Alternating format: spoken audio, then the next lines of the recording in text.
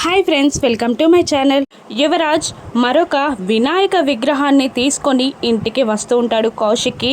ఇక యువరాజ్కి కాల్ చేసి, మేము పూజని స్టార్ట్ చేస్తున్నాం, ప్రాణ ప్రతిష్ఠ చేస్తున్నాం, నువ్వు మిడిల్లో వచ్చి జాయిన్ అవ్వు అని చెప్పి కౌశిక్కి కాల్ కట్ చేస్తుంది.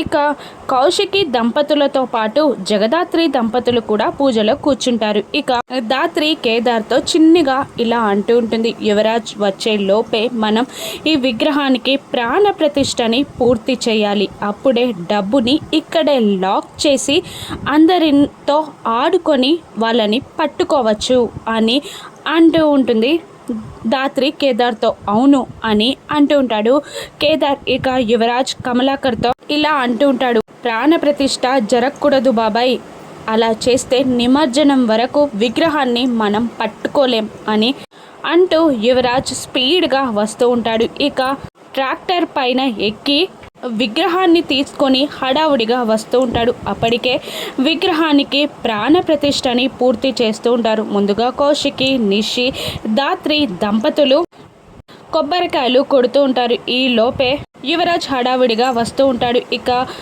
పంతులు గారు ప్రాణ ప్రతిష్ఠ మంత్రాన్ని చదువుతూ దేవుని ముందున్న క్లాత్ని పైకి లేపుతూ ఉండగా, ఆగండి అని యువరాజ్ అరుస్తూ ఉంటాడు. కానీ ఆ పాటికే ప్రాణ ప్రతిష్ఠ పూర్తయిపోతుంది.